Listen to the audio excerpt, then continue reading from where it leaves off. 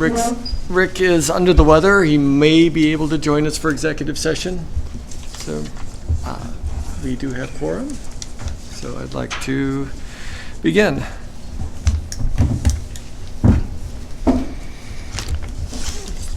First item on the agenda is to approve minutes.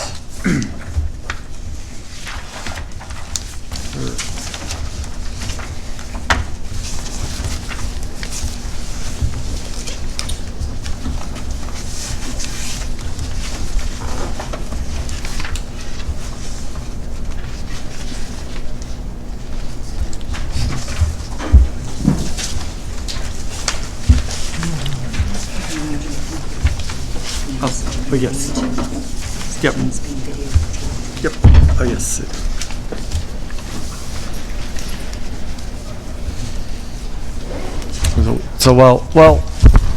So a couple of housekeeping things while people are looking at minutes. I'm going to announce that the board meeting is being videotaped, and we will be going into executive session at the end to discuss legal strategies, property purchase, and negotiation with non-represented personnel. We will not reconvene into open session afterwards. Also, I'd like a volunteer for timekeeper. I'll do that. Lucy. So keep us on track. We You have get to say no to people. I do that well. And we do have, for public comment, I do have one person for public comment. So after approval of minutes, we will be going to public comment.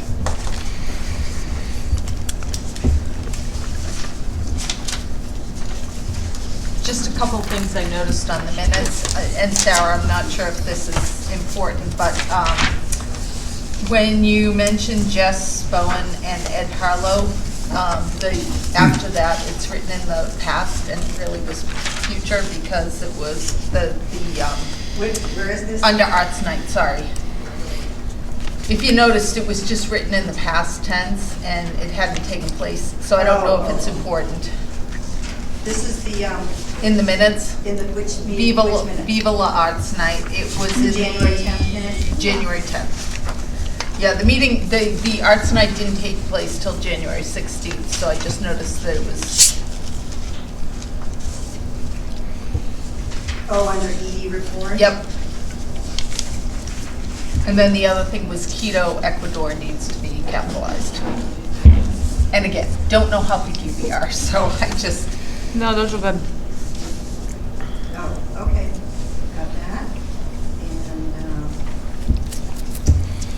And, Under travel time, Quito was not capitalized.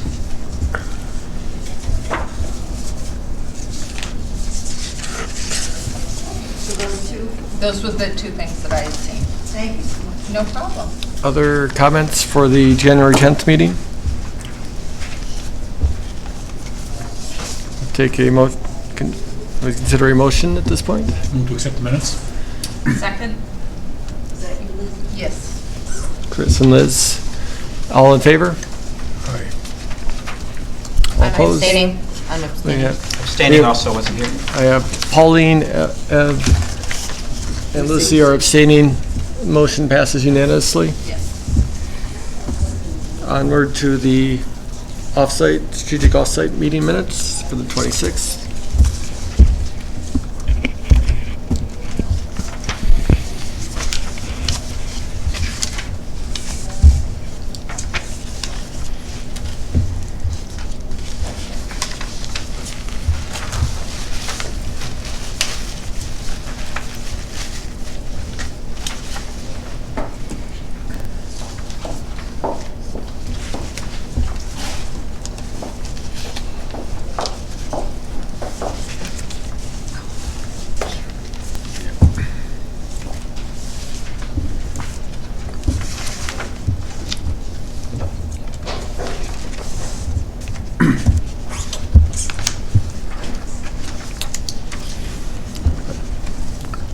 See with your hands folded when you're done.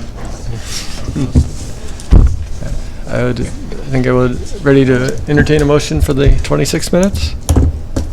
So moved. Second. All in favor? I'm abstaining. I'm abstaining. Lucy and Roger abstaining. Motion passes unanimously with no edits. So, next up, we have public comment. I'd like to invite Salam to our public comment.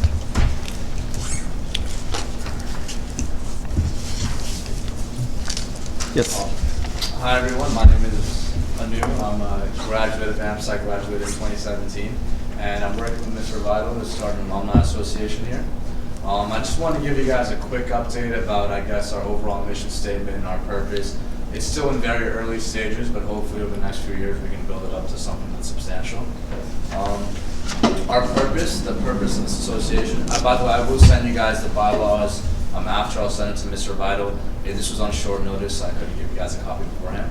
But the purpose of the association is to organize and represent the interests of the alumni of AMSA Charter School, to promote beneficial relationships between alumni, students, AMSA leadership, the extended community, and the general public. And our mission, we have 5 points. 1, to provide input to the Academy, particularly regarding education, administration, athletics, community affairs, and communication. 2, to communicate the achievements and efforts of alumni to the community and general public. 3, to strengthen alumni relations through the planning of reunions. 4, to provide a network for a career guidance and placement for alumni and students. And 5, to raise funds for the advancement of the AMSA community. Of course, a lot of these are going to take a lot of time. We need to build up our network first before we can start raising funds and building up that professional network. But I think that this would be a great initiative. It seems that AMSA, for the first time in a long time, has a little bit more stability, and it seems like this is a good time to kick off this initiative. So over the next few months, hopefully Mr. Vital and I can plan some sort of kickoff event. We actually did bring in Back to the Future this year, was pretty successful, I thought, and there was positive feedback from the other alumni as well. So we'll definitely keep you guys updated with what our initiative is. And yeah, thank you for allowing me to come up here and speak here. Thank you.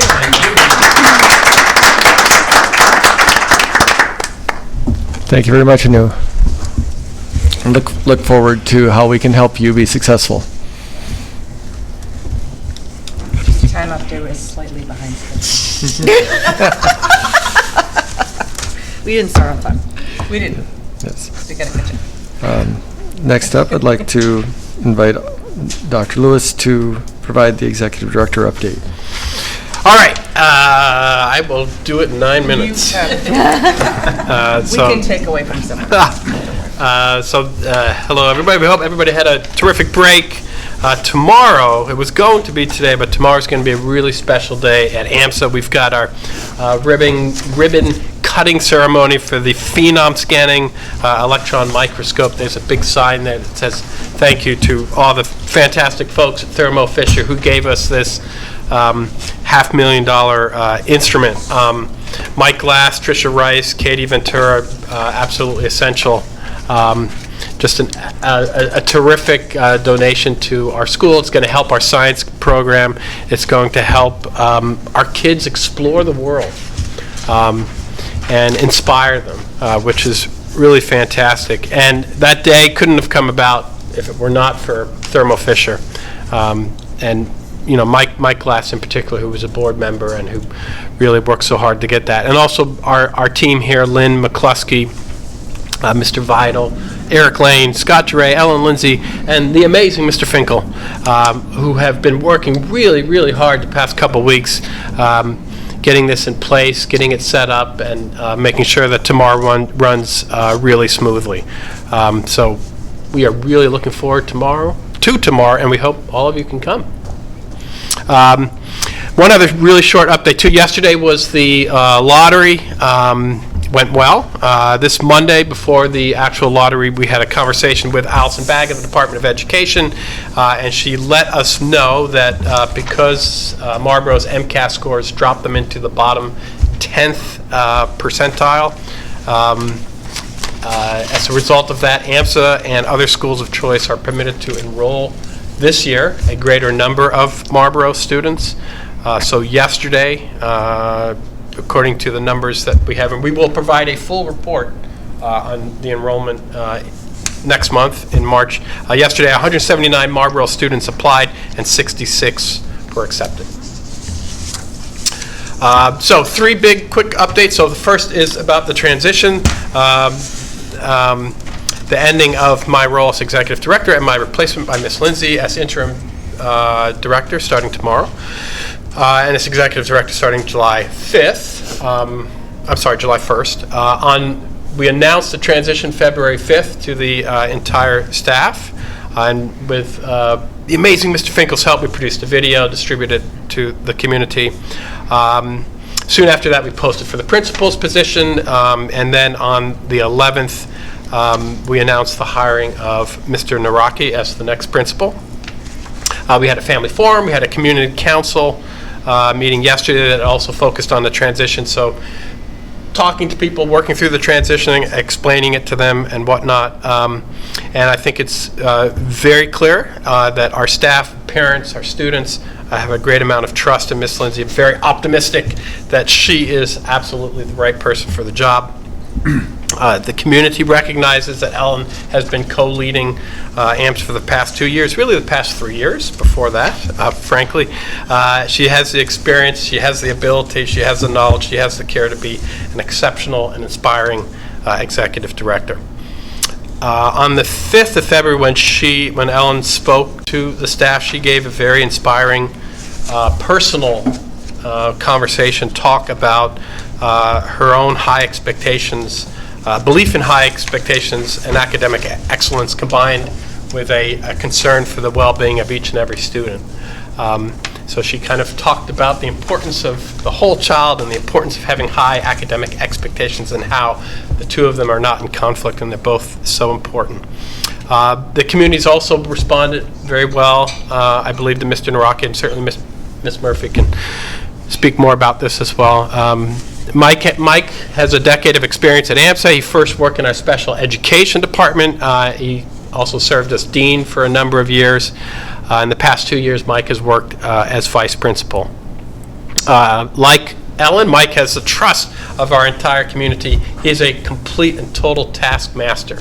If you say, Mike, we need something done, it was done before you asked him. He has that amazing ability. He's calm, he's cool, he's collected, he's bright, he's hardworking, he's caring, he's thoughtful. Mike Naraki's AMSA.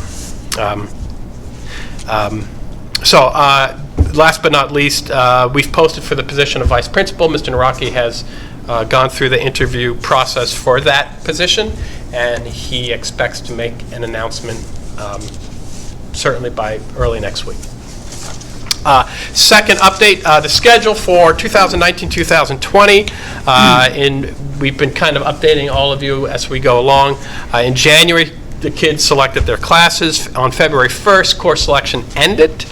And then shortly before the winter break, our amazing crack scheduling team, Mike and Kate, Joe, Benji, John Morgan, Brian Bacala, provided department chairs with the class request tallies.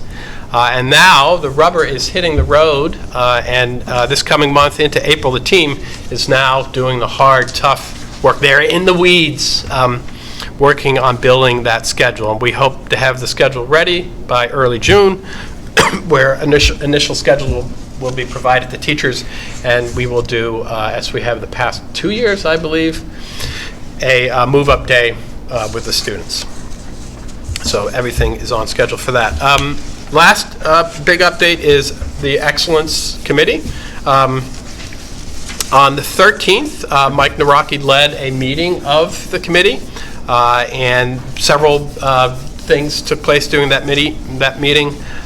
Steve Smith, our terrific English teacher, summarized a letter that was sent out to the entire community that summarizes some of the findings in the student survey, and you can see those findings there. The top priority items that we've been focused on and working around concerning hours spent completing homework, frequency of homework, the form homework takes, whether students are feeling challenged and motivated, and what students see as markers of excellence. So that letter has been sent out to the community. If you haven't seen it, happy to send it.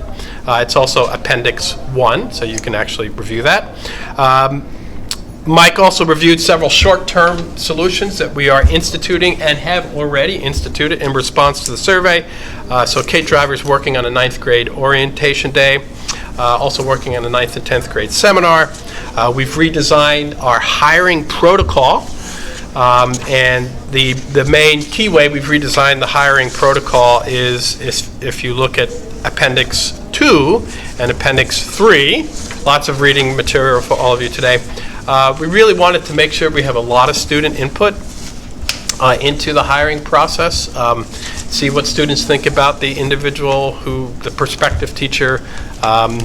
Did they teach well? Did they learn something? And so we created what's called a student model lesson survey, just a list of several basic questions that the department chair can provide to the teachers in the model lesson to get feedback from the students, and members of the Academic Excellence Committee thought it was a terrific idea. Department chairs thought it was a terrific idea. It's not radically different than what we've done before. We've always asked for student input. We've always sought to bring students to model lessons. It really kind of institutionalizes it and makes it very formal, that we really do want to hear from the kids, from the students, what they think.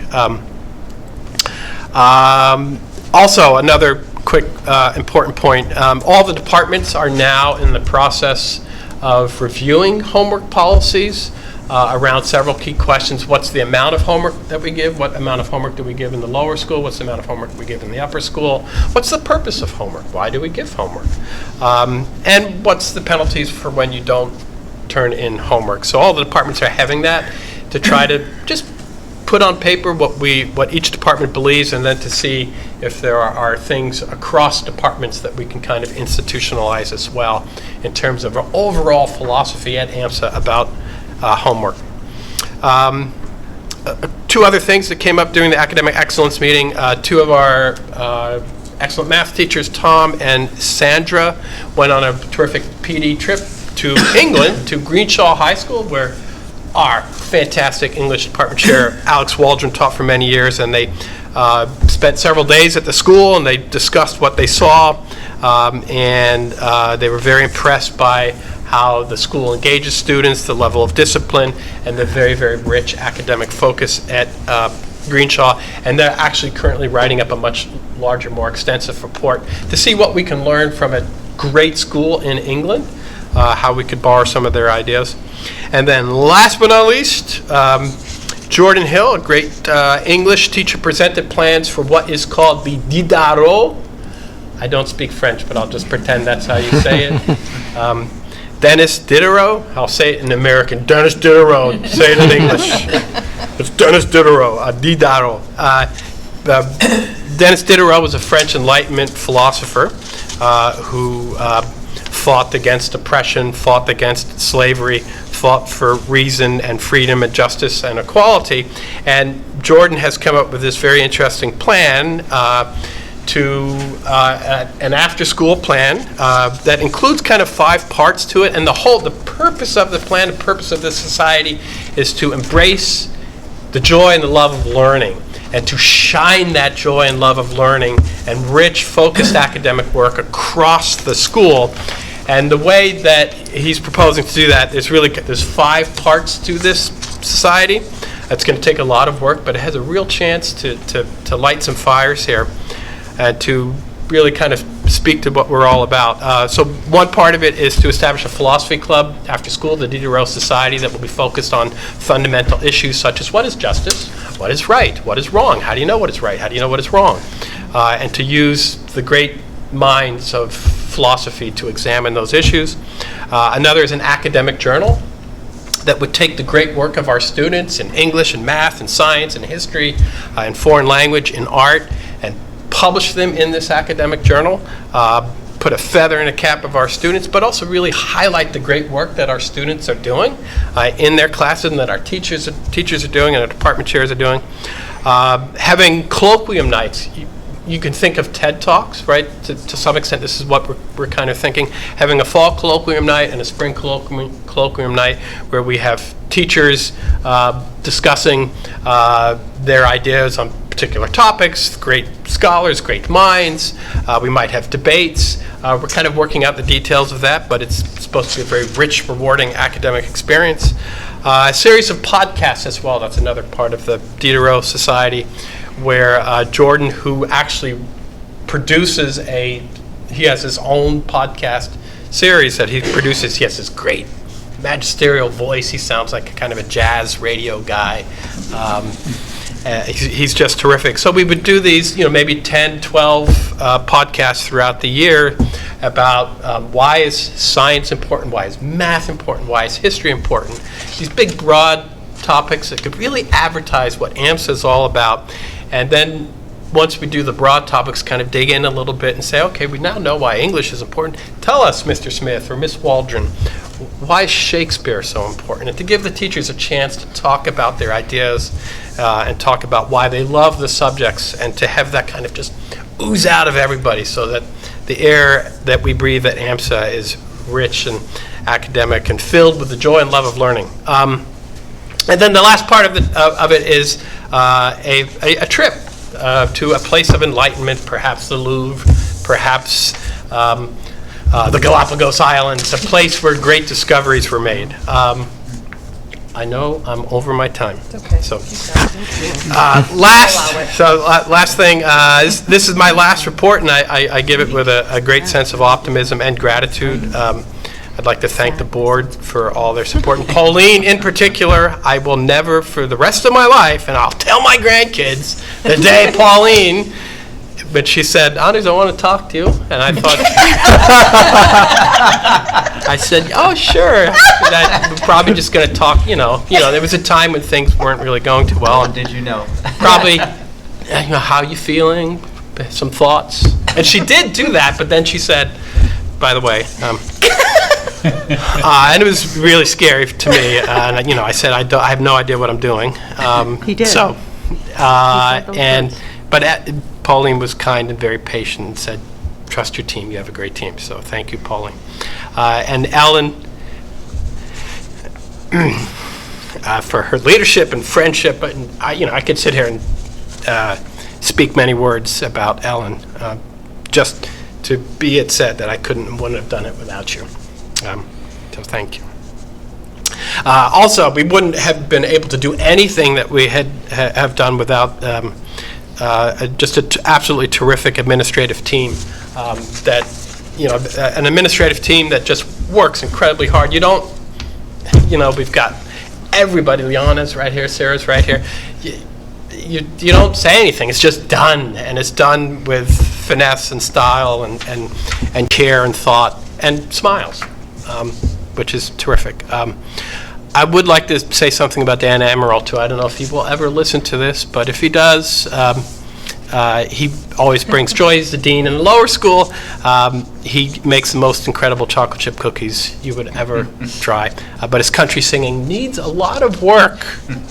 Dan, if you are listening. And thanks to our amazing teachers and counselors for their hard work, their amazing ideas, their commitment to helping each and every one of our students each and every day. The mission of our school. Your passion for teaching is inspirational, and I am really excited about being next door to my colleagues, whether I'm sitting next to Peter Prue or Kevin Doyle or whoever. I'm really looking forward to being right back into the thick of things. And thanks to all of our amazing students. Your smiles, your joy, your love of learning is a wonder and a joy to behold. So thanks to all of you. We have made really great progress the past 2 years, and we've done so as a team, and there's really lots and lots of examples of that, how all of us developed our core values of integrity, excellence, and community, the scheduling of enters, the whole child committee, the communication and consistency task force, academic excellence committee, PD of enters, 1030 committee, union bargaining team, really great amount of teamwork. And I think through it all, we've demonstrated the value of listening to each other, respecting each other, striving to be the best each and every day. Jess Bowen recently told me that at AMSA, we care. We care, she said, we just don't punch the clock and check out. That is AMSA. And that ethic, that care, that sense of trust is the key to our success, and will be the key in the coming years as we change and grow and become the best school in the Commonwealth. Thank you, and go Eagles.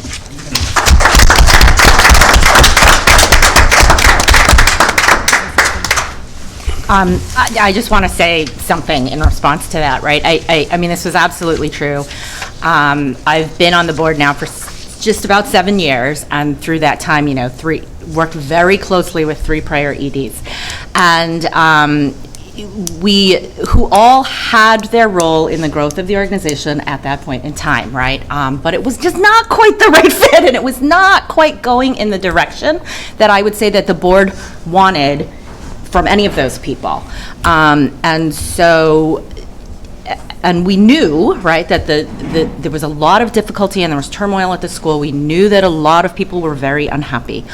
And what was important to all the board members, about half of you were on the board at that time, was someone who got the school and understood what we wanted to achieve, but also, it's not just the what, but also the how you do things, because that is so critical. What we're trying to do at AMSA has never been done before. It's very entrepreneurial. If it was easy, someone would have done it. And so we can't pick people who know how to do it. We have to pick people who know how to get the best, a true leader who knows how to get the best out of the entire organization. There's so many passionate people. The community itself is very passionate, beyond even just the teachers and the administrators and the staff. You have parents, you have students who all really do want to pitch in and help. And that was how the school got started, and it was just so important, I would say. The board's values were to look for an ED who could really embody that spirit, both the what and the how. And I think it's sort of when we threw everything out the window and said, what do we really need? Maybe it's not the 25 years of supervisory experience, right? Maybe it's not that. What we really need is someone who gets AMSA and who knows how to be collaborative and bring the best out of people. And we literally sat around and brainstormed and came up with one person. I mean, that was really it. And so when I called him, he had no idea. And I think he had no idea. And I don't think people realize how much he didn't want to do it. Because he did keep saying, I have no idea what I'm doing. And I kept saying, no, you do, actually, you really do. You have the one, like, these are the 2 things we want, and you have that ability, and we knew that you could do it. And that's why I said, trust the team. All that other stuff, other people can do. But there's this one thing, in the school leader that nobody else really can do. And so I am just thrilled with where the school is now. I'm so thrilled with your leadership the last 2 years. I'm thrilled that Ellen is going to continue. What I will say, I had wanted sort of the school administration to be like 7 years ago. So it's just been a thrill that the last 2 years things have gone so smoothly. And it's not that it's easy, right? I mean, there's a lot of hard work ahead for sure. But I think this is a leadership who appreciates not just what we're trying to achieve, but how to achieve it. Thank you.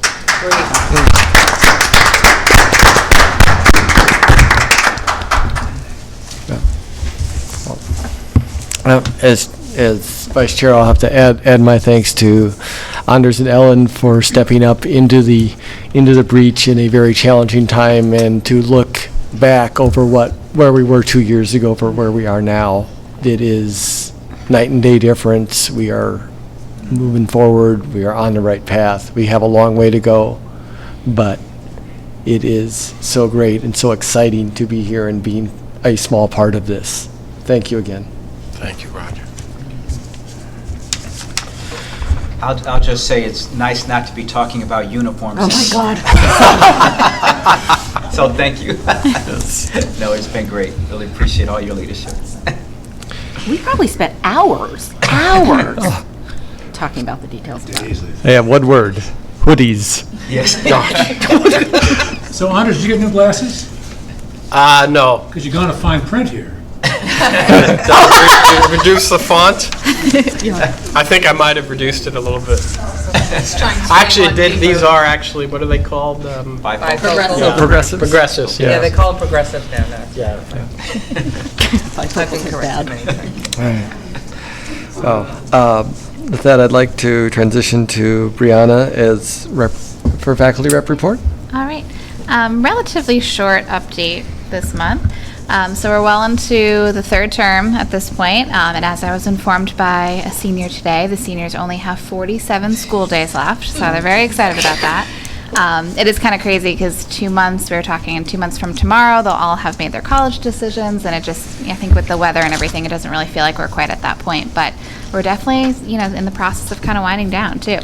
So with the coming spring also comes the beginnings of plans for next year. As Dr. Lewis mentioned, we've been working on course enrollments. Now that we know how many students have enrolled for what courses, the departments can more accurately finalize the course loads for individual teachers and what schedules will look like. The 6th and 7th grade teams recently met together as one cohesive team to discuss trends across the 2 grades and brainstorm ideas for how to better serve those grades next year and aid students in their transition to middle school. Additionally, since I can only serve 2 consecutive terms as faculty representative, elections will be held by the end of March to determine who will be the next faculty representative for next year. There was definitely a bit of a surprise when Dr. Lewis announced that he would be stepping down from the executive director position at the conclusion of the school year, but he's been overwhelmingly supported by the faculty in this decision. I think personally I definitely have taken for granted how wonderful Dr. Lewis is. He's been a wonderful boss. He hired me. He has been there like every step of the way. And I think when you became executive director, I didn't quite realize how respected and loved you've been by the faculty and just how trusted he is too. And so I think, that decision to encourage him, maybe pressure him a little bit to take on this position was obviously, so right. And again, the faculty was so comfortable in that moment. And I think over the past 2 years, because his dedication has been absolutely, proven over time. And I think, any one-on-one conversation, you can just see that he totally oozes the dedication and passion for the school. And it's really inspirational, I think, for everyone here. And, whether we've been here for years or been here for only 1 year, I know everyone really is inspired by that. So several faculty members noted that with the transition, Ellen and Anders have so clearly been a partnership over the past few years that it seems like it will be a really seamless transition for Ellen to become the new ED. And very similar reaction when Mike Naraki was announced as the new principal. As well, just because he's been there, he's been so present. He's been here for a long time as well, and he's, definitely very visible and present and all of that. And he's done a really good job as vice principal too. So I think there's a lot of comfort around those decisions. Change is always difficult. Ellen and I were talking about this today, but it's, I think again with familiar faces in these roles, I think people will kind of transition into this next phase for the school pretty easily. And faculty and staff also remain eager to see who will fill the vice principal position. Faculty and students returned, or some faculty and students, I should say, returned earlier this week from a trip to Spain. So Lucy's son was on that trip. So great. It's always good. It's always exciting to see our students come back and the teachers too. I mean, they gain so much from the experience of being abroad with their students and seeing places that relate to what they teach in their classrooms. Additional trips abroad will take place over April, and the 10th grade class trip to DC will depart in just over a week. And just one last note on professional development, the faculty and staff participated in a half-day PD back in February where everyone was divided up into their different departments. So history department went on a field trip naturally to a museum, which was great. Some departments, I should say, worked on just strategic planning kind of within their departments. And it's always good to take that time and, kind of grow together in our department communities too. And then we have another professional development day scheduled for this Wednesday, or another half day, where we'll be selecting different sessions to attend that we just got an email today. We'll be selecting those shortly. So all good things basically at this point, so which is always good in the midst of the transition. Thank you, Brianna. Any questions from the board for Brianna? Next up, we have Liz with the parent Jill. She's not here. She is not here, so we will move on. Next up, we're going to open the discussion on the offsite as far as the next steps from the offsite. I'm excited. I've read all the materials. I wish I had been able to be there. I think it sounded like we had a very productive session, and a lot of things got accomplished, and just from reading the notes from Nancy. As far as next steps, Pauline and Rick and I have talked with Nancy in regards to facilitating a follow-on session to continue to refine the goals. And so I wanted to open it up to the board as to what their thoughts were on how we would be able to, what your thoughts are on what to do next in regards to the strategic planning, because it felt, from reading the notes, it felt like we had gotten partway there, but there was still work left to be done. Yeah, I mean, I think we kind of left the second goal up in the air, so we do need to, and I actually had that for my education committee update, but we need to identify what it is that we're looking for there, and also I had sent an email to the planning team to figure out if that's something, we had talked about having the ed committee do something along the lines of metrics, so we just need to understand if that's an ask of the ed committee, and if so, what exactly are you looking for? Because it was a little up in the air in terms of what the ask would be. So I just need to understand if that's the case, since we're currently planning for our March meeting. Can you elaborate a little more, just because I wasn't present? Basically, if you look at the document, so the second goal was around metrics, and you'll see that the goal was around achieving the level of excellence of 95% metrics measured. What are the metrics we're measuring? We basically never even got to that. So we don't know what metrics we're looking to measure, what do we mean by 95%, what is that? So it's really sort of digging down into the next level of details around that. So the question is, I mean, if the ask is for the ed committee to do something, we just need to understand what it is that you want us to do. And if it's something that the full board's going to do, that's fine too. I just want to make sure that if the ed committee is being asked to do something, we're very clear on what needs to get done. I don't think that we thought that was going to be a ed committee. We task. Did mention it. Was it mentioned? Trust me. Okay, yeah, that's why you would remember Old more. Notes, so yeah. It was. Okay.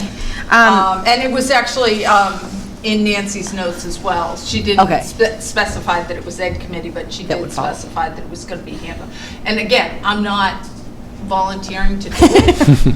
I'm saying if there's an ask of the ed committee, I just want to understand what exactly it is. So I thought it was the internal team that the school was actually working on this, right? And that we were going to wait for sort of the school proposal? And again, that's fine too. That's what I'm remembering. Sure, yeah.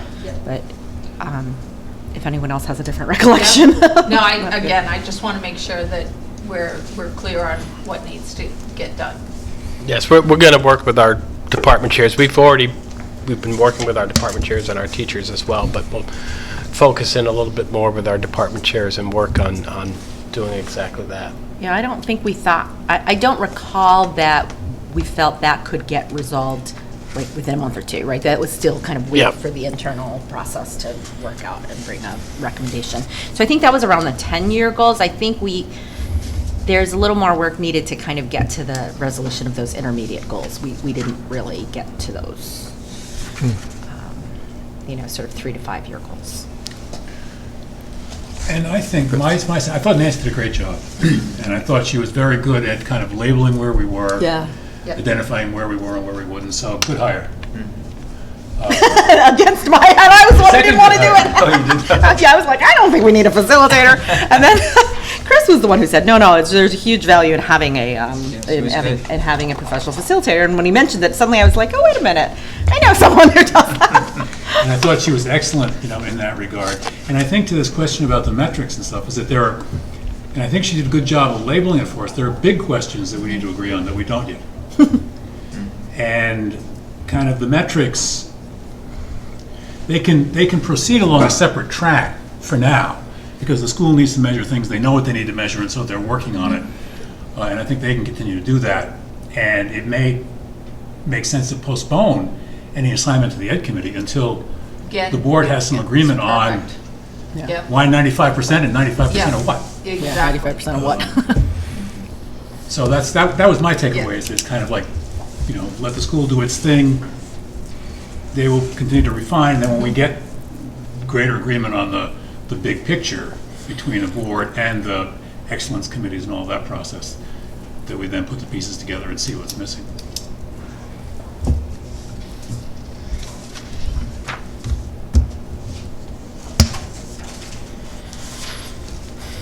Other thoughts? Just one note in passing, it's going to come up when we talk about development again. I'm really very encouraged by, there's a new level of, I think, leadership and energy coming out of the school administration, where they're really taking leadership and moving these big questions forward. We're going to talk a little bit about that in terms of development, but now I'm hearing it in terms of the measurement of academic achievement as well. Is that it's really, we have to set the policy, but the school needs to exercise vision and kind of tee things up for us in appropriate ways. And I think I'm very pleased to see that going on at a level that I think is higher than I've noticed it being anyhow to this point. So is there agreement among the board that we should have another Saturday session to continue the work that was started in January? And just get a straw poll? I think we should try. Yeah. We should try.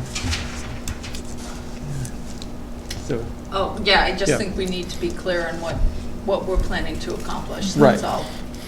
Yeah, Right. I think Yeah. we really need to try to nail down sort of our intermediate goals, which I do think is a little hard to do since we don't know what goal number 2 is. But even if we made progress with goal number 1 and goal number 3, to Right. nail down some intermediate goals, right? If we can set out 5, these were the huge, these were the big, hairy, audacious goals, and now we got to figure out how to actually get there. And so, some 3 to 5 year goal would be a little bit more tangible.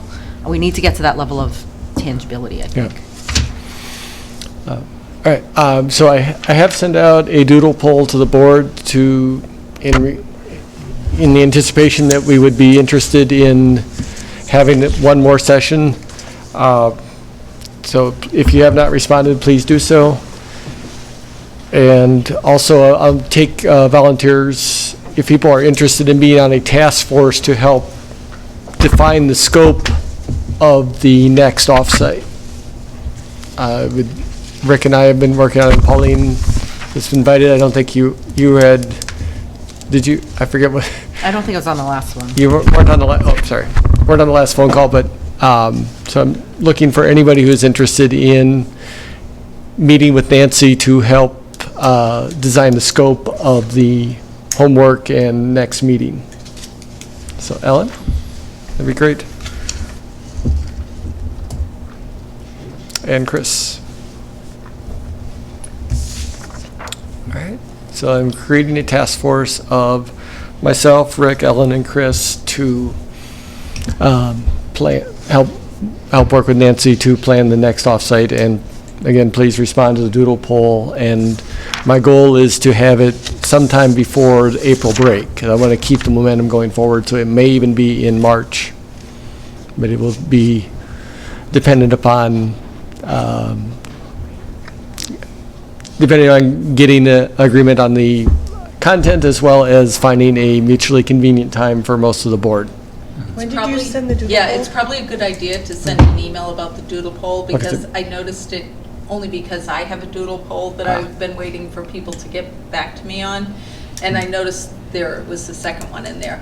We didn't get notified. I didn't Oh, get an okay. email. Yeah. Okay, I probably failed So in my probably- doodle poll manipulation, so. I know, because I'm literally trying to find it. I'm trying to find it. Yeah, I so I see. noticed. I saw it, but I can't Yeah. like pull it up again. Yeah, So well, I may resort to standard email as well to If you Yeah, just send S3. an email to let everybody know that there's a doodle poll We have out to go there. into Doodle? Yeah. Yeah, And send the link every time you send a reminder. Yeah, Yeah. yeah, because you send the link, Yeah. which is helpful. all right. I will take the action item to send email to the board with the link to the doodle poll. And so any other discussion on the offsite?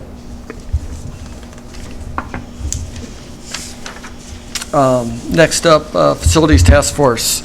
As delegated to me by Rick, I am officially, we're planning to officially, well, I'll put this out for discussion first, but the plan is to officially end the Facilities Task Force of the board, which Pauline has gracefully chaired over at least the last 2 years, 3 years.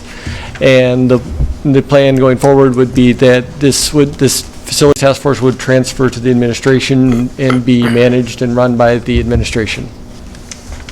So, any discussion?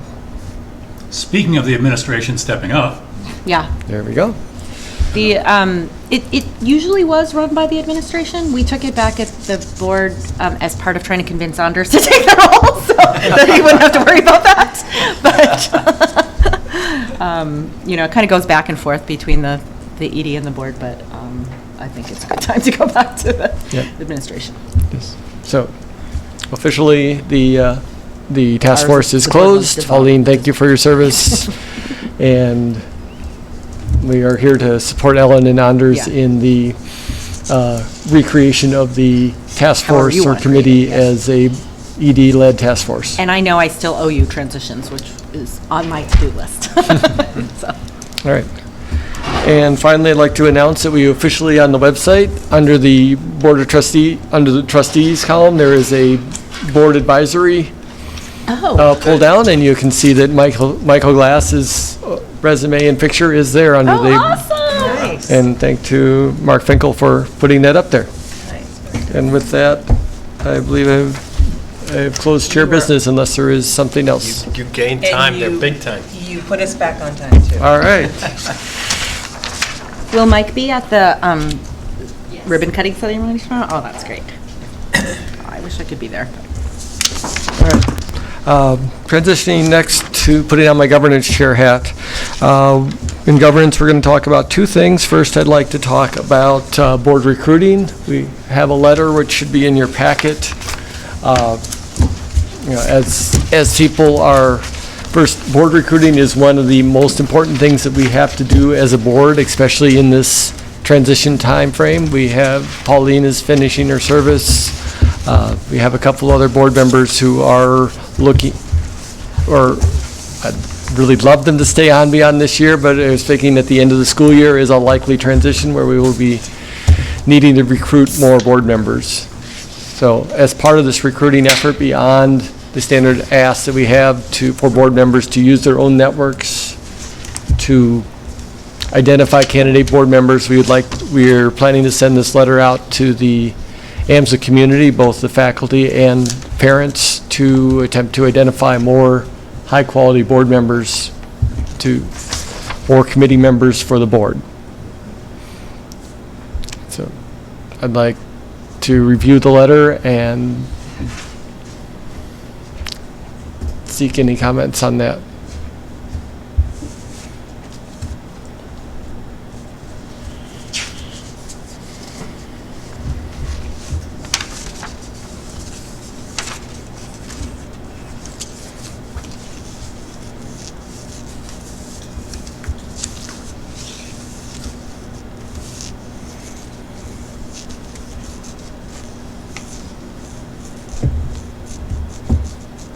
I just have one spelling correction. Under prospective board members, the fourth bullet, it should be ask difficult questions instead of asks. Oh, yeah. This is what I do all day. Good job. Shouldn't be asks. I actually don't use red, only purple. Missing my own copy. Oh, here we go. Did you get that, Sarah? Okay. That's a good catch. So when I I've looked at this so many times, I didn't see that.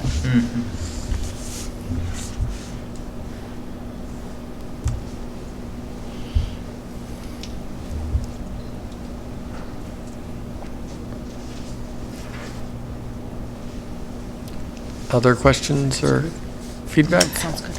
I think it's extremely well written. I'm just sort of wondering, without wanting to scare anybody off, but do we want to have some flavor or some reference to helping the school grow financially? Thinking about the development committee work and where we want to go relative to the school geographically, the new campus. We want to have anything in there that sort of makes reference to it. Also thinking about what Rick, our advisor, Technoferry.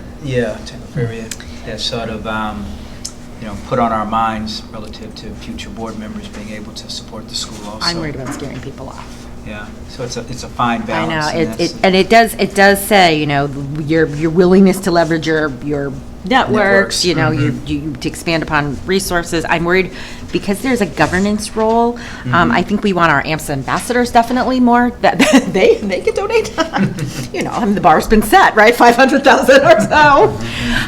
But I'm worried about scaring people off. Yeah, I mean, It's the hard. potential's there depending Yeah. on how it's worded or how Yeah. it comes across, so.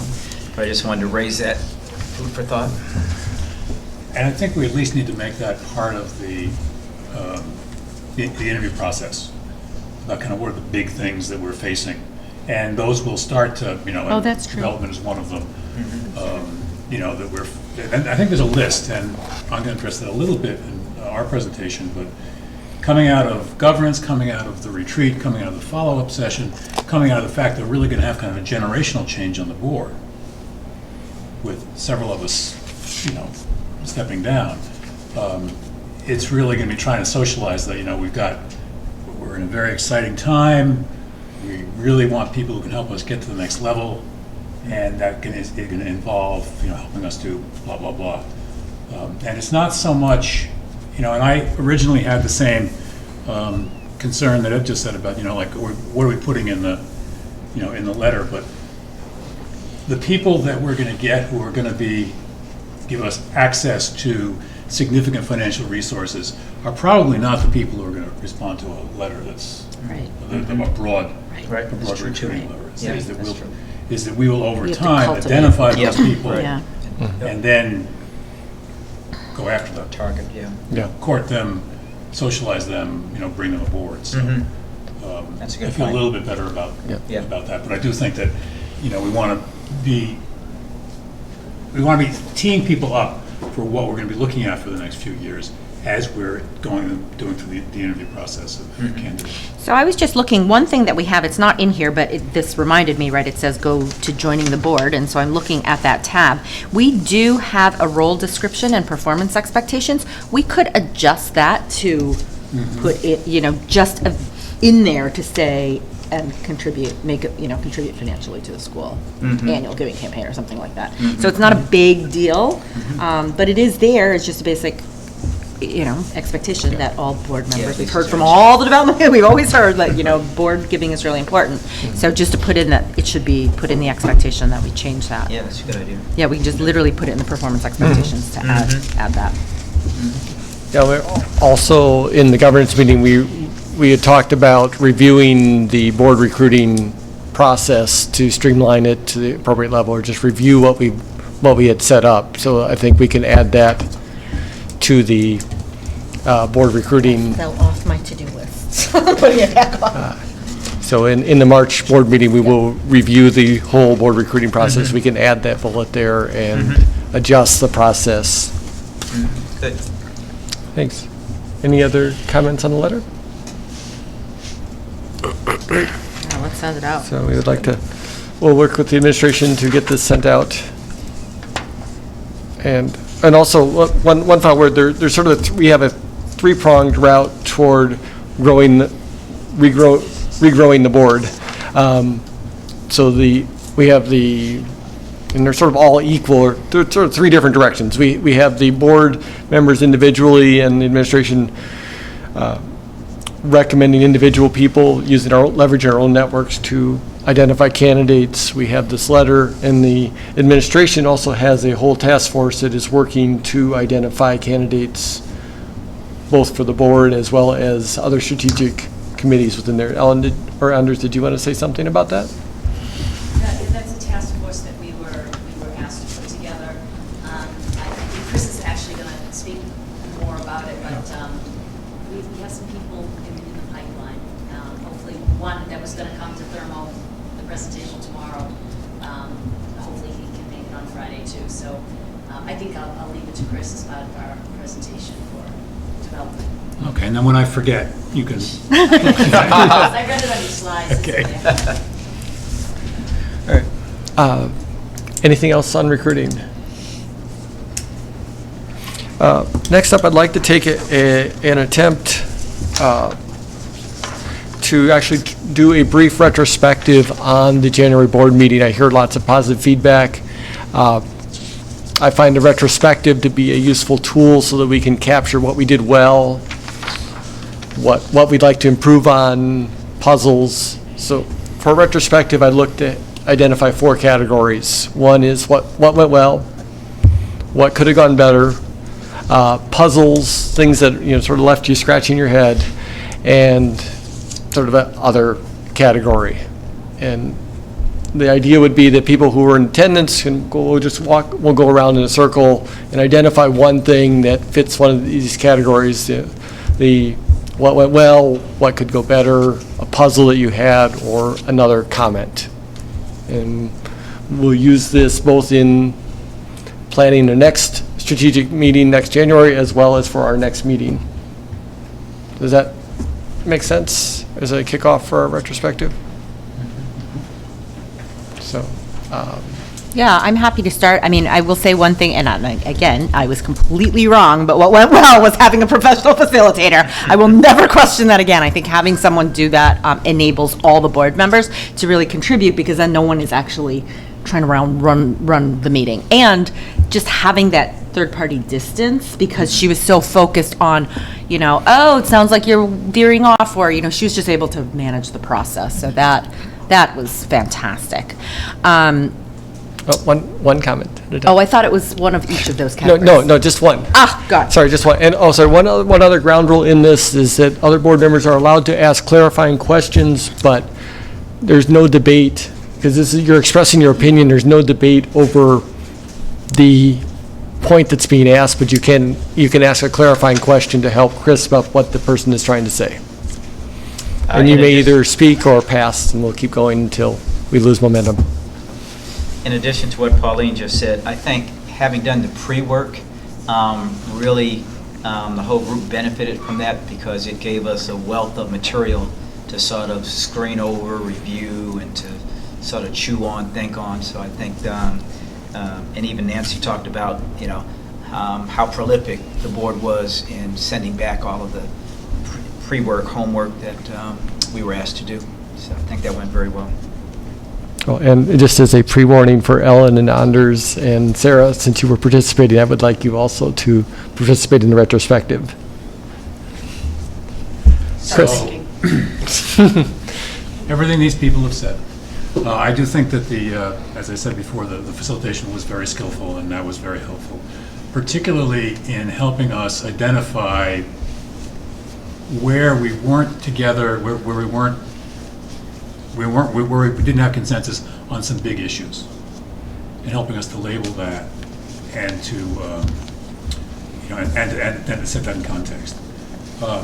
Another thing that she did, which was just like a facilitator's trick that was very helpful, I found very helpful, was setting the context of like how we compared to other groups that she had done. That we were where we expect them. She also said we were great, which is all right. That was not hard to hear.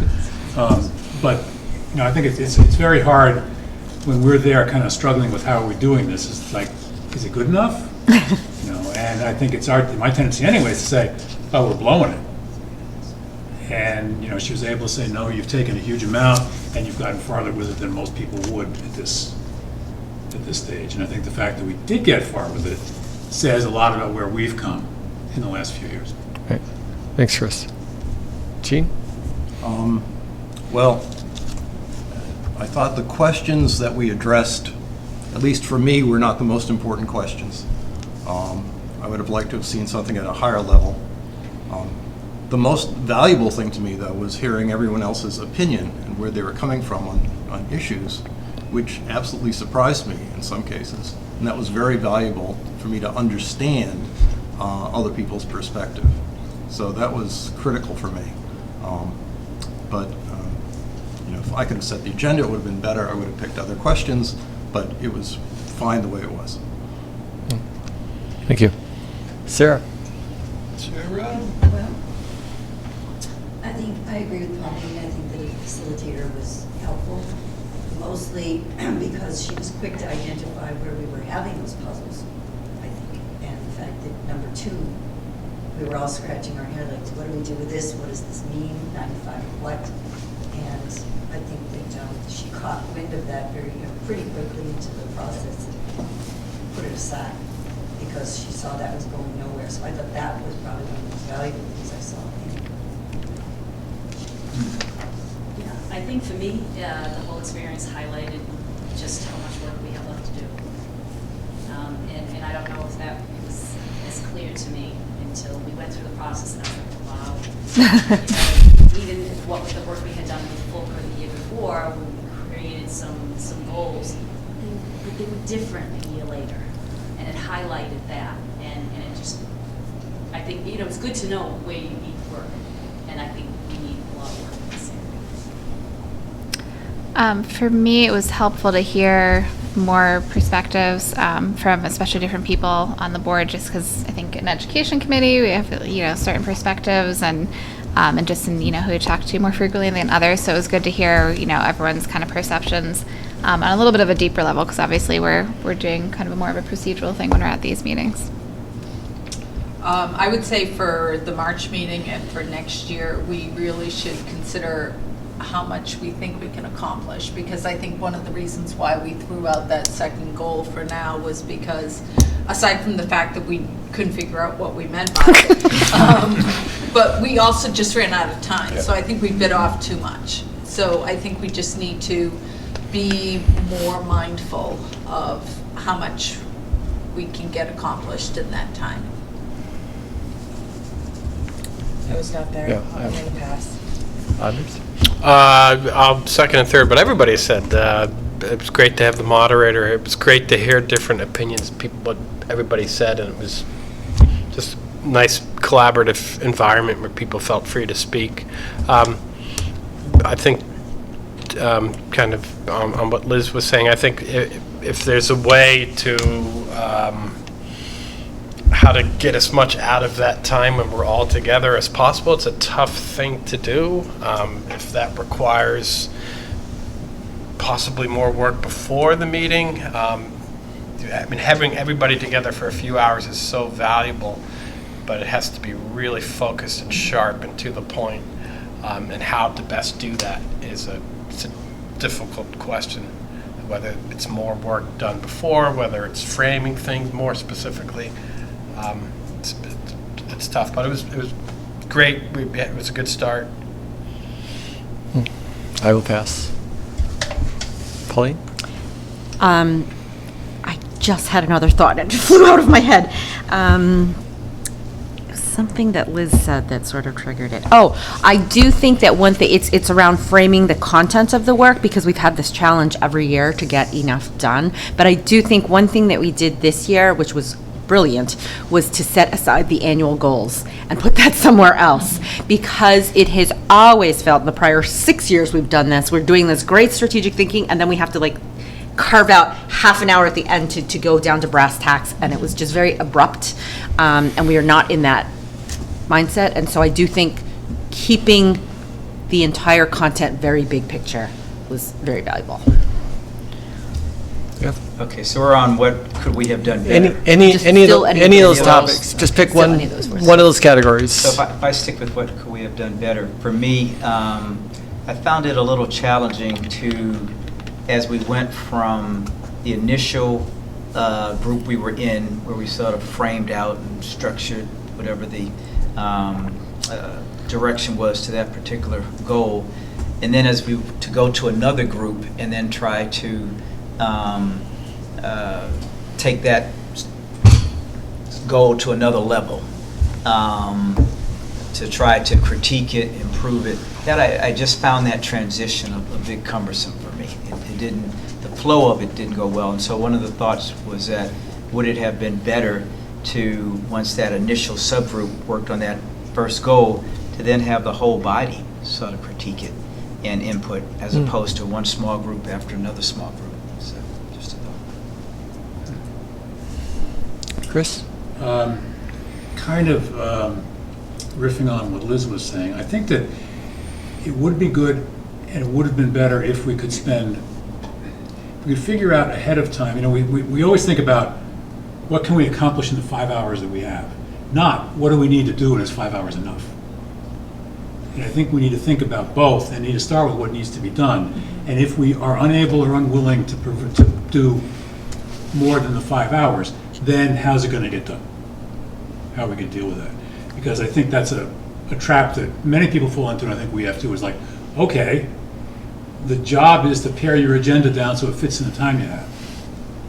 And I think we should look at, the job is to accomplish our agenda. And maybe the time is one of the constraints, but that's one thing I would change. Yeah, I agree with that. And it seemed like we got a lot of questions and a lot of time on what is it that you'd like to do next. That might have been 25 or 30% of the entire session. But let's just pick what we wanted to do and stick to the timetable would have been a lot better. Sarah? Oh, sorry.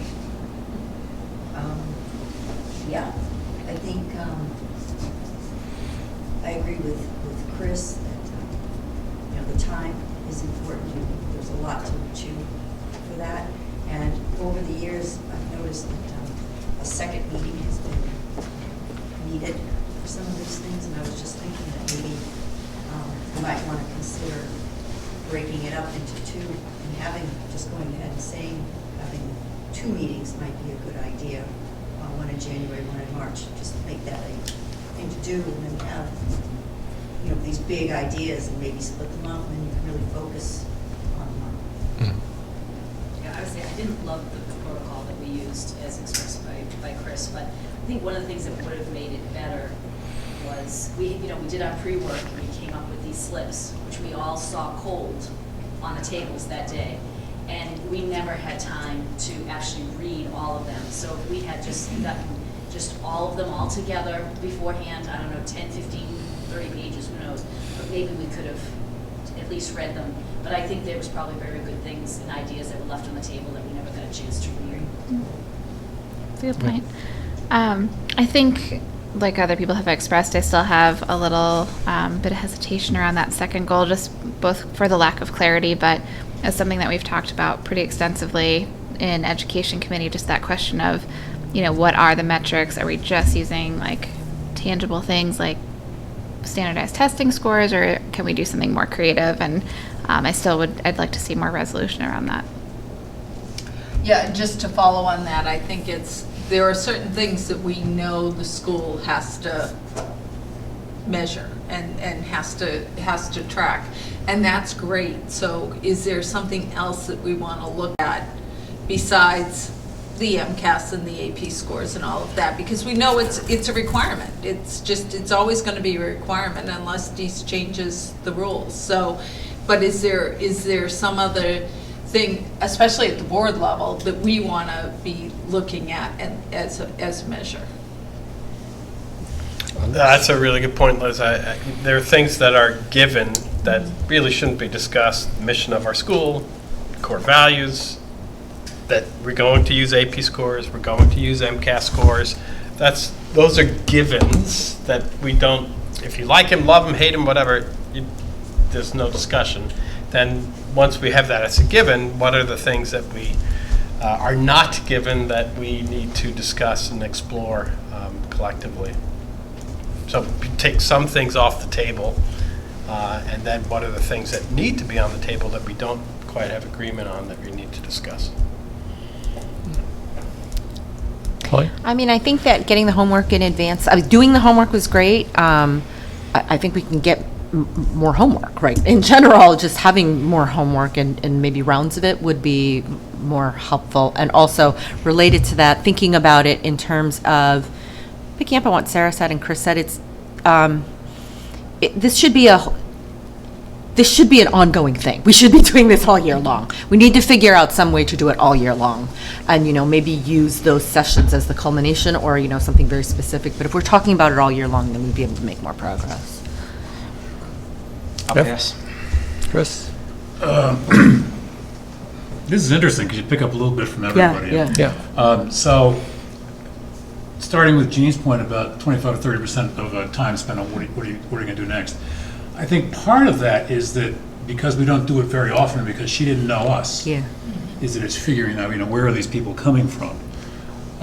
And she mentioned at one point that in the corporate world, this would be a 2-day retreat.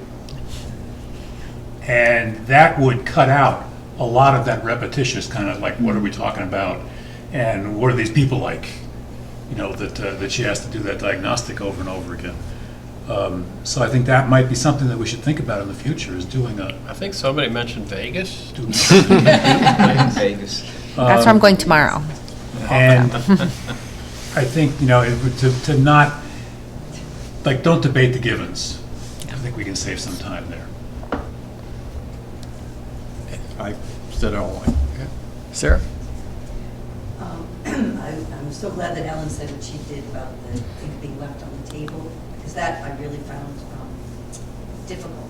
I was not happy about that, because I was really wanting to see what else was there, and it was prearranged, and what someone else thought was important, right, and the other ones were put under. And the way that was delivered, we didn't have time to go through it. So, as Ellen said, a lot was left on the table, and I don't know what we missed, but anyway, so that's Ellen? yes. It kind of related to Sarah's point, just about not only not having a chance to look at them ahead of time, but even just only having the opportunity to do that in one group. And it would have been good, I think, or beneficial if we had been able to see maybe at least just one other group. I know obviously time restrictions didn't allow us to go through that process multiple times, but maybe to have that first group be like a first draft, and then have, another group kind of come through with a different look and further narrow it down or bring in some new points too. I think it would be useful to possibly either try to get consistency with the facilitation, because I think the facilitation is so important, or have an opportunity maybe for the facilitator to come to one of our meetings ahead of time and meet the board. That way there isn't sort of that initial storming process, if you will, to the beginning of the meeting, and hopefully we can maybe speed up the process a little. Anders? For the third time, I will echo Liz. Leave it All at right. that. Well, since we've gone around 3 times, we're starting to hear passes, so I'm just going to open it up to anybody who wishes to add more comments. Jumping on part of what Liz just said, I think sticking with the same facilitator going forward would be a wise thing to do. I'll tell Nancy. Well, actually, Mike Glass offered to facilitate, but he was out of the country, so that would have been someone who knew us. Yeah, that would be great. Yeah. So, and He was completely willing to Yeah. do it. And Nancy was great too. I just think that either, if we can get into a rhythm where Yeah. we do have a facilitator That knows us. that knows us, Yeah. or at least have the opportunity to meet ahead of time.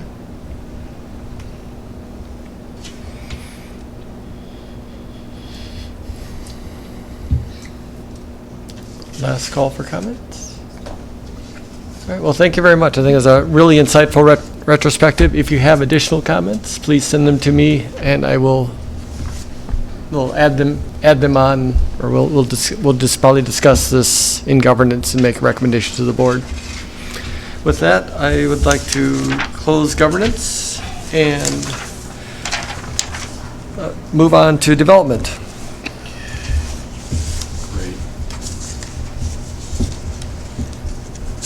Okay, I'm going to be speaking from slides that you have in your package.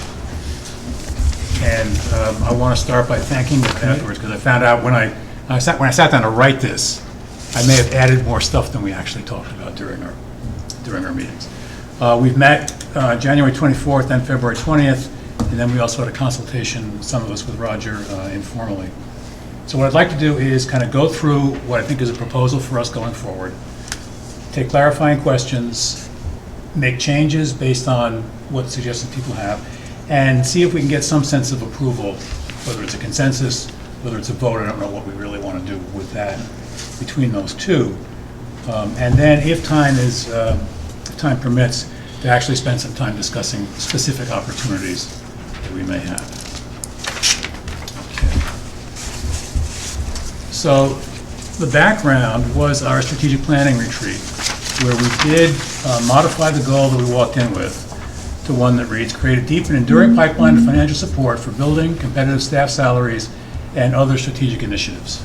That's a paraphrase of what was in the notes, but I think that kind of captures it. It was really striking to me in looking at the notes afterwards, and even looking at the wall during the meeting, is that we got very specific, very fast, but really kind of covered what you want to cover. Like if you're going to have a program, yeah, these are the things that you'd have in it. And Nancy did a nice job kind of boiling it down to, actually it was 9 areas, the other was other miscellaneous. And I changed the order a little bit, but building a fundraising engine, internal resourcing of that, corporate relations, alumni engagement, and we've been making progress on a number of these things.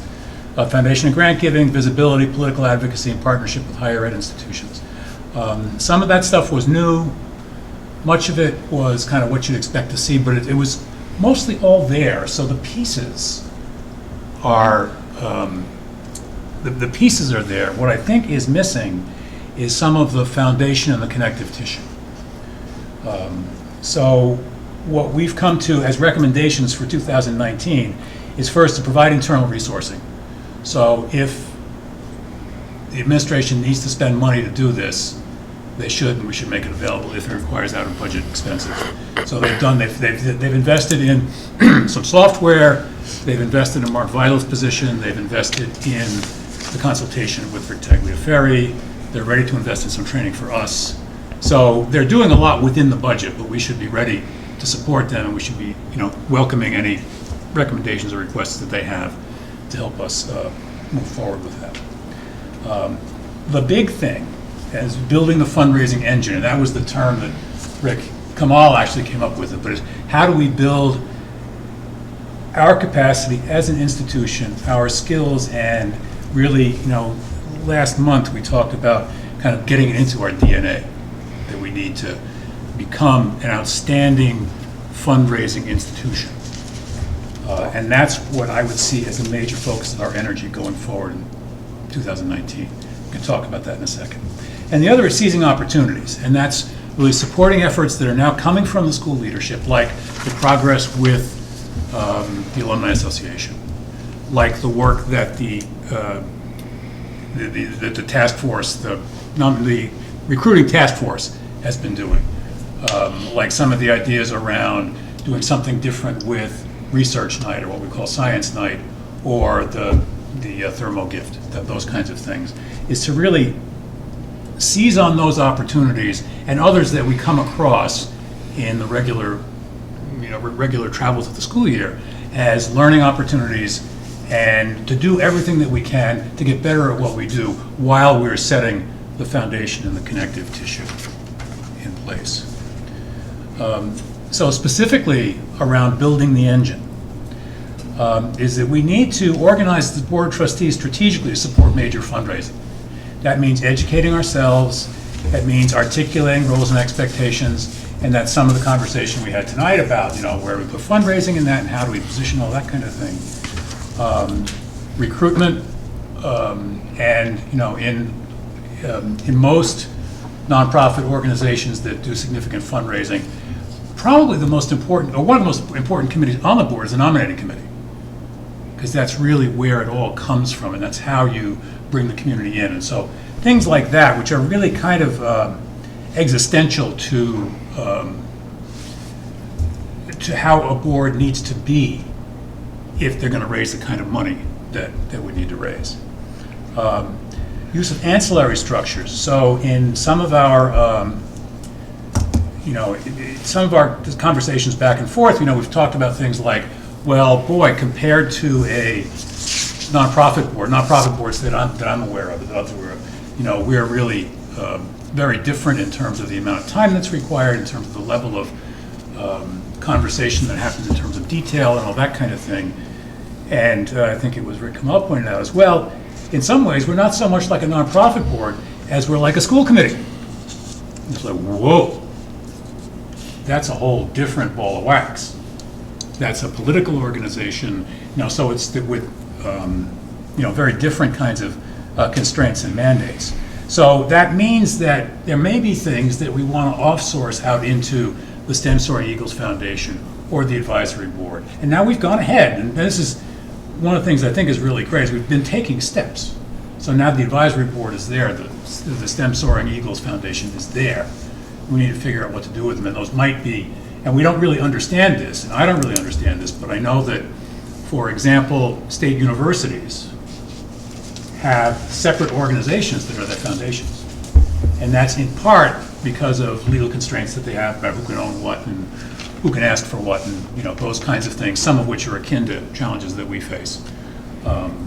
So those considerations are there. I don't, and I don't think we fully understand them, so we're not really in a position to make decisions about it yet. But the pieces are there. So I think we need to try and start figuring that out this year. And then balancing and integrating this with other strategic imperatives. So, and that was our conversation with Roger last month, is that we want to see everybody here do a half-day board boot camp on fundraising. Well, that's another half day. And so how are we going to do that? And again, we do need to achieve that level of expertise, but it's not the only thing we need to do. And so we have to orchestrate everything that we're doing so that we can get it all done over time. And realizing that we're not going to get it all done now, but we don't decide we're only going to do 40% of it. We may have to take 40% longer to get it all done and time it out that way. So that's building the engine, kind of at the bigger level of what we'd like to do this year. Specifically, we've stepped forward to, and starting next month, and we'll see where it goes from there, for governance and development to meet together. Because that's really, again, it's existential to both committees, and so we're going to start trying to do that to get some of these worked out. We're going to need to repopulate the development committee. So I'm stepping down at the end of June. Me too. I'm also stepping down. So we are the two directors on the development committee. So, we need to repopulate that and perhaps reorganize it. So that, and then under school leadership, using projects and activities as learning opportunities. I know as learning is two words and not one. And as a best practice lab. So that is, in terms of the article that we sent around about, how can board members kind of get into the whole fundraising world, and it starts by engaging people and thanking them and communicating to them what you feel is special about AMSA. So we want to look for opportunities to do that and to do those kinds of things using activities that are already going on. So I think Mark has done a great job in terms of these, and we'll hear in March. He's re-engineering the annual campaign a bit, and so we're going to get individualized packages, solicitations at the March meeting, which is what we should expect. And so that's another example of kind of playing in a best practices lab and trying to learn from that. I expect that we're going to be mobilized to do thank you calls. I think we're going to want to, and these are conversations that we've begun to have, is that, the school has arranged for science night, which some people think should be called science night because it's a science school, but for research night, that there's plans to have a cocktail reception across the street. And so it's like, who should we bring to that reception? What's our role in bringing them? And then when we get there, it's going to be, okay, Liz, I want you to talk to Joe and Sam. Lucy, I want you to talk to these two. And, Roger, make sure that he's kept busy because we don't want anybody else talking to him. We don't want him talking to anybody else. So it's doing those kinds of things with a lot of input from the staff or from whoever is bringing those people into our orbit. So it's looking for those opportunities. So how do we behave? Who do we invite to graduation? How do we behave there? Just getting better at those things with stuff that's already going on. And then seizing opportunities is kind of a different flavor of that. And so the kinds of things that I've just been talking about is we want to authentically engage individuals and organizations who are influential, who have means, and to become friends of AMSA. And so how do we identify who those people are? How do we attract them? How do we engage them? And where do we have opportunities to do that? And so, like a lot of the business that the Education Committee does is attractive to some of the people that we would want to attract. There may be opportunities to do something with the alumni if it's around, internships. And not so much for us to, moving down to the first bullet, is it really, we want to delegate the tactical leadership to the executive director and her team. And so that means that, like, Ellen is running the recruitment task force, which we have to rename because we already have a recruitment task force. But and so she's identified a couple of people, one of whom she brought to our planning retreat. And so she should be able to say, okay, I need some trustees to take this guy to lunch, to talk to this woman, and really relying on the staff to say what the opportunities are at graduation, at research night, at these different things, because we're not in a position to figure it out, and to do it in a coherent way. And it's just like, we want to get the job, get the assignments, do the job, learn from it, get better at it. And then going forward, we'll take I think more of a leadership role. So that means that we defer to their leadership, look for assignments from them, that we respond to staff requests. And so when Mark was talking about the planning for the campaign, I said, okay, what do you want to ask the board to do? Think about that and come in March ready to ask. And then I think that we can spend some time, and we will if we have any time this evening, but going forward, really brainstorming what are the opportunities. Because that there's some of the things, and certainly with the Education Committee, with some of the school stuff that's going on that a teacher rep would be aware of, there's some pretty cool stuff that you could bring into the mix. Or even like Jill was talking about, and I'm not even sure the genesis of it, but bringing the state rep, Danielle Gregoire in, and those where people have those ideas, that we have a number of those things that I think that we could that we can come up with, and this group can come up with some pretty good stuff, and they have too. So it's not like we've been it's not like we've been asleep. We're coming from a place of having some stuff to offer, and just embrace a learning orientation, just to relax and to. Is that it? Just to embrace, relax and do it and get better at it, and you get better at it pretty fast as you practice it. And I just need to look at my copy to make sure that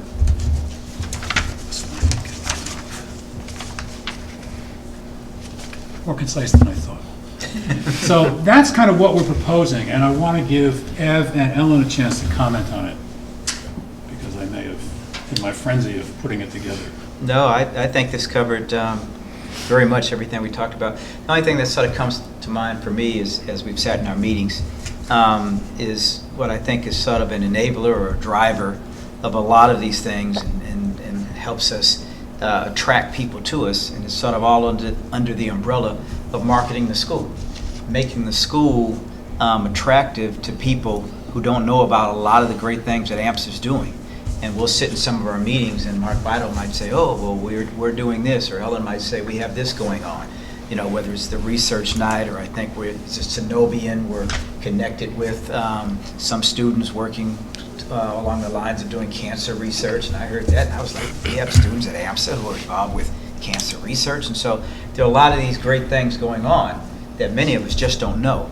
So whenever something like that would come up, our consultant, Rick Tagliaferri, superior would write that down, and we'd say, oh, that's great, we got to get that out there. So it's a big piece of just marketing the school, because there's so much going on that we're happy about internally, but we need to now make that external. So that was just one of the themes that I think also is embodied in here. Ellen? Yeah, I just would like to start to say thank you both, to Chris and Evan in particular, and Mark and Rick Tagliaferri, because it's been an absolute pleasure working with the two of you for sure. And I wish I could convince you to stay for another couple of years, because we really, really do need you. But it does feel like all of a sudden we have some traction, right? And you know, we're skidding along a little bit, but we really do have some traction. And I feel like we walked out of those last few meetings going, okay, all right, I feel this coming together, and we're all on the same page, and that's been really exciting. We do have so many things here to celebrate at AMSA. It's one thing after another. We're so excited about everything going on with Thermo Fisher, but there's other companies, and I have to say another shout out to Mark Vital. He is a powerhouse. I have never met anyone who's been able to balance so many things. He is made for this job. And he has kids going on paid internships. He's in and out of my office 6 times a day telling me all the latest thing that he's done. And he brings it home every time. So he finds an opportunity and he closes the deal. And it's so impressive. And in the coming months, we'll start to talk about all the things, the lists of companies that Mark's working with. It's amazing. And we need to capitalize of that work. The other thing is we do have, we think about development, we talked a lot about board development, because we know we have some wonderful members of our board, including Pauline, that are going to be cycling off the board.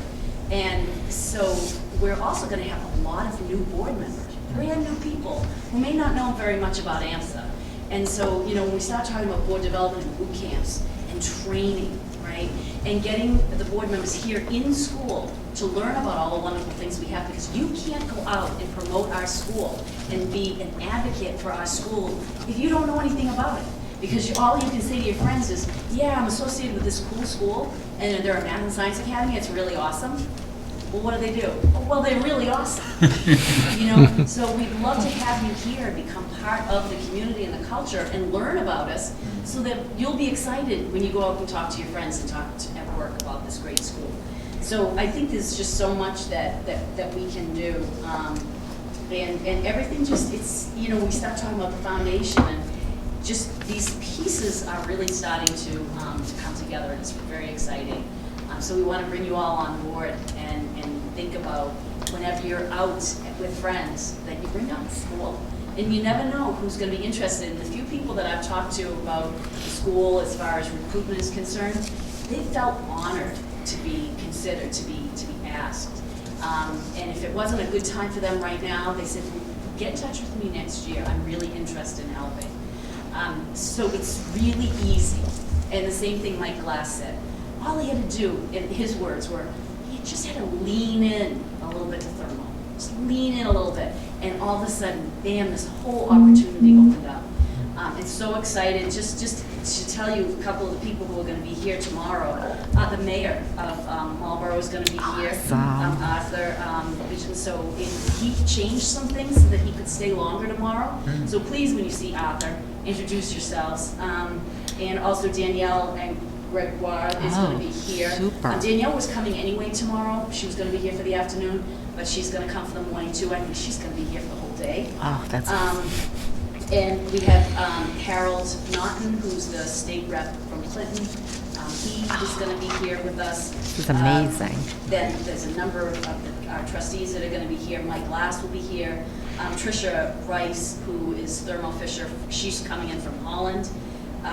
Cliff Matheson. Cliff actually installed the Pheno. If you want to look at it later, I can take you upstairs. There's been a gentleman here from the Netherlands, he's from Greece. Yes. Where's he living now? Belgium. Belgium, thank you. And he's been working with our teachers and training students all week. He's been delightful. We got to have lunch with him the other day. And then Jamie Millis is also going to be here from Thermo. And Jamie does all the PR. We've got the local cable station coming, a couple news organizations coming. So, when you see someone you don't know, please, talk to them and welcome them here to AMSA, to be part of this very exciting school. It's a wonderful place to be. Sounds great. So we have about 5 minutes left. Questions, and then we can talk about changes.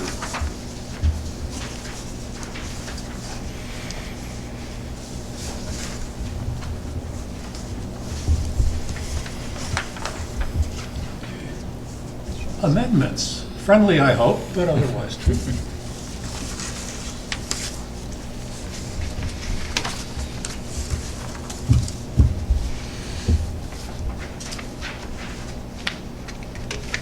No, I think we agree. We have to do all these things. Yeah. It's just- I don't- I think this is great. Yeah, I don't think there's much. We also have identified someone that could do the boot camp for us. So if it's something that we feel like, well, we're gonna have a lot of turnover in June with our board members, maybe it's something we wait until fall, maybe October, before the holidays set in, and we spend some time doing the fundraising development, little training, board training, and to get people oriented. Yeah, I think that timing is a great idea, because we'll have new board members. We'll at that time, ideally we'll have new board members, and they'll be hit the ground running in the beginning of that school year. Shh, Jill's here. Stop talking about her. So it looks like we have consensus. Well, that's great. That's good. So, I don't think there's is there a need to vote on it? I don't or- think, this is not something that needs to be voted on. I think I will note for the record that the board has consensus that this is a great plan. Now we just gotta figure out how to do it. Thank you. Thank you. It's wonderful. And I give the last 2 minutes back. All right. And look forward to a combined development governance Great, meeting yes. in March. Finance and audit, Gene, filling in for Kristen. Yeah, sure. You should have a spreadsheet, looks like this, that has green on it. So just to make this really brief, if you look at the green, that's the yearly budget. What's important here, in pink, you see a number, that's 101% of the budget. So the good news is DEAS has decided to give us a little more money. Yay. Okay. So that's the good news. The bad news is the bad news is we didn't know it. All right. The bad news is, right, they don't really give us a lot of visibility on what the number is, or, you know, or what it's going to be. Right. So that is, I guess, concerning. Okay. Anyway, so, but just as an overview, if you look at the total income in blue, all right, under the green columns, this is just the overview, all right. You know, we're at 102% of total income. Then if you go down to the bottom, you'll see we're at 101% of total expenses. So we're 1% to the good that we're predicting. So that's good. In green, there's a, you know, most of these items are 100%. Under the July through January budget, percent of budget, I'm not going to go through all these numbers because there's a lot of numbers. Some of them are positive and some of them are negatives, but they're mostly because of timing differences, right? Yeah. Okay. So these are mostly timing differences which get resolved by the time you get to go to the green and take a look at the year. All right. So the takeaway is, good news is they're giving us more money. The concern is maybe they'll give us less next time. We don't know. All right. So that's troubling. And the other big takeaway I would say is, if you look at the bottom line, I mean, we're dropping 4.3% to the bottom line, which is not a big number. All right, that's essentially break even. So in your thinking about strategy and what we can spend money on and whatever, I mean, we've pretty much maxed out every line item, okay? There isn't any movement here, all right? So if you're thinking of other initiatives or whatever, I mean, unless, you know, the money doesn't appear Once the money appears from development, this is what we have to play with, and we don't have anything, there's no room to play here, okay? So just from the board's perspective, you should be thinking that way. And that's all, that's the message I want you to take. So we're running at a 4.3% margin? Yeah, if you look at 633 over 14,501, that's 4.3, which is a very small number. We used to be a bigger number in the past. I mean, this is pretty, it doesn't take much, something breaks, anything can happen. I'm not sure we've ever been at a bigger number. This Pardon is me? right. I'm not sure we've ever been at a bigger number. This Well, we is used right to about where we be are. bringing in like $1 million a year. No, remember, no. For a while there. No, Never? never, Okay, well, we had $10 million after 10 years. never. Right. Yes, but it was because of litigation things and one-time things and stuff like Okay. that. It was not. It's always been sort of close to this. I see what you mean by Yeah, yeah. standard operations. Right, standard Yeah, operating okay. things. It's Yeah, been pretty that- close to that's this. true. But your point is absolutely valid, right? There's just zero margin. We're just Yeah. everything. It's just Yeah, like all the new initiatives have to be, the money's, paid for somehow. yeah, it has to Right, come from somewhere. it's either have to be paid. Yeah, that's It why either development is a trade-off of, just it's a so trade-off of critical. an existing program versus a different one, priority-wise, Right. or a development effort to find more funds. Yes. Right, and there's things in here that we can't control, right? I mean, like, some of, like, the payroll taxes, this is a perfect example. It goes up because 4 more people sign, I mean, so you don't know this when That's you right. do the budget, so. That's right. They're Yeah. realities, But we I will- mean, We will have, now that we had the lottery results, we can start forecasting what next year would look like. As far as just different towns give us No, because different, we still don't know the amounts. well, we don't know the amounts, but we know what towns are coming from at least. We Yeah. could at least guess. Other questions for Gene? Not sure it's a question for Gene, comment. it's a financial question. That is, do we have any insight into how changes in the foundation education budget might affect us? So, I mean, right now, Baker is, Oh. Charlie Baker has proposed, significant increases in the education, in the foundation education budget for the state. The advocates are looking for considerably more than he's, offered up so far, and so that's going to be going back and forth. And they're looking, and it's in the order of $1 billion for elementary and secondary education for the state, is what the advocates say the shortfall is. So there's going to be more money in the system. We're not sure how much. Well, that's And I good. know for districts like Worcester, it's going to be substantial, a drop in the bucket compared to what they need, but there are going to be some dollars changing. Well, presumably Marlboro should be getting those dollars then. no, I think we'll Marlboro's in the bottom. just have to monitor and see. It's, most of our money is tied to the town or city that's of the sending student. So And how does the tuition rate get set? it's set from the state. There's a per town amount of money associated with every student. And also, I believe that high school students pay slightly more than middle school students, so there's It a, sort of depends on the town budgets also. Right. That's why they'll never be able to give this an accurate forecast, because it's constantly being recalculated. But does the state tell the city of Marlboro how much they have to pay us? No. The state determines. The state determines it, but But it's different from Marlboro than Hudson. than Yes, Clinton. exactly. Yes. But it kind of goes both ways, because it's kind of based on Marlboro's town budget, like how much Marlboro spends on each student, and then it kind of goes, so there's the calculation goes that way, yeah. So that's why it's getting recalculated. Liana, do you have an insight on that? So right after that came out about the increase in the foundation budget, they posted an estimated revenue for next fiscal year, and right now we're sitting at $14,976,000. So for us, it would be an increase. Yeah, So they are giving us projections. But yeah, it's projected to be. Okay. But that's based on our current composition, right? They can do the forecast based on our current composition of students. Yeah, And of course, so then we'll the Marlboro might change affect it. that Yeah. eventually, because we were required to Or- take Marlboro students this year. Right. I think we're okay for the next 1%. fiscal year, the fiscal year after that, we're gonna have to, Yeah.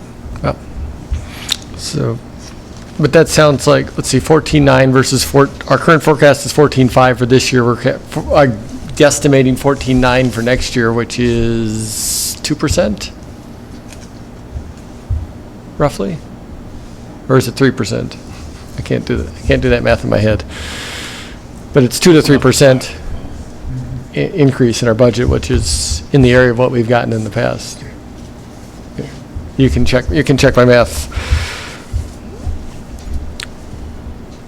So it's 400,000 over Like 1.4, so it's 2.7. 2.7%. So about that's, right on average. it's in the same ballpark, but we'll have to see what the state actually votes on and delivers.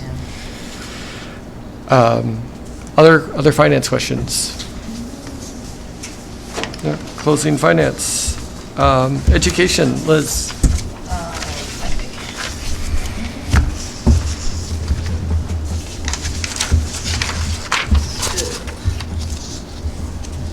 Have to do it off an email because I did not pick this up off the printer. But, so at our February meeting, the Education Committee did work on finalizing the measures of the core values with, thank you. With one of the parents who had volunteered to help us. So Sujava Krishnan came in. She is actually the PTO treasurer, and she creates these types of measures as part of the work that she does. So she had volunteered and talked to Ellen and came in to help us. So she developed some measurements and reviewed them with the Education Committee, and we provided her with some feedback, and now we have passed this along to the administration. So I think it's just important to recognize that these measures, are a living document, and one of the things we're going to find out, because they're new, they may or may not work long-term, they may or may not change. So it's just some things that, we're going to have to sort of figure out as we go along and see if they work for the school. So that has been passed along to the administration, and they'll be working with those over the coming months. But the Education Committee would like to thank Sujava for her time and her expertise in this area. It was very helpful to us. And then just building on what Ellen was just saying about finding out how great the school is, on Thursday, April 25th, we will be having our second annual Trustees Day, where you'll be able to come in and spend some time in classes, depending on how much time you have available that day. So I will be providing some more details, and I'll be working with Lynn McCluskey on this day. But just based on how it went last year, it was, it was a very useful day. I know one thing that we will definitely add for this year is a lunch, because that was missed last year. So we will have we'll have boxed lunches for all of the attendees who will be here that day. But we'll start to, actually, if you want to just reach out to the teachers and see who would like to volunteer. I think last year we had about 20 or so teachers that participated, and there were about 7 or 8 of us that were able to come in from the board. So if you have not, I sent out a couple more dates, so if you haven't responded, please do so. But right now it looks like Thursday the 25th, which will be after April school vacation, is the date where we can get the highest attendance. So mark your calendars and be on the lookout for more details as we get closer, and I'll send those out. Also board meeting that night, so. Oh, well, there you go. There you go. Just make it a And your whole AMSA day, board hat on. So whole day event. Questions for Liz or comments? So I'd like to, since Jill has arrived, would you like to provide any comments as parent representative? Oh, That's right, I had emailed Rick. So the only question that had come up was about the net student spending cap and, well, the Marlboro cap, because it was a Marlboro student. And I just offered the parent the information, like the 966 is the max students and the number of students enrolled in Marlboro, and had updated her with regard to the 9.1%, and gave her the numbers because her question was more, what can I do? Who can I protest to? Like, But it wasn't in effect this year, Jill. right. Yeah. So we took Marlboro students, right, off the lottery list. Right, and I found that out after, so I updated her and let her know, so she was glad to know that. But I did let her know that it could happen the following year because her concern was she is a fourth grader and a senior graduating. So, who knows? So I didn't actually help her, but she has all the information now. She contacted me too. Yes, yes. So that was the only question that had come up. And then I was just going to remind everyone that Representative Gregoire will be here tomorrow after the Thermo Fisher dedication. And yes, it works out that she can come to both. So, so she'll do a tour of the school and we'll get an insight. We might even get more information on Charlie Baker's bill. She might have some information about the previous charter school facility funding bill that was out there, that could be out there again. So we'll know more after that. That's all I had. Any questions for Jill? All right, thank you, Jill. Thank you. All right. At this point, any other business that I missed? I'd like to make a motion to go into executive session to discuss legal strategies, property purchase, and negotiation with unrepresented personnel, because discussion in open session would be detrimental to the board. So moved. Second. So I need a roll call vote, starting with Pauline. Aye. Aye. Aye. Aye. Aye. And also, I'd like to note that Lisa, Liana, Ellen, and Anders will be invited in for the executive session. With that. Oh, also, Rick Kamal and Kristen may be joining us via phone for executive session. Thank you, everyone.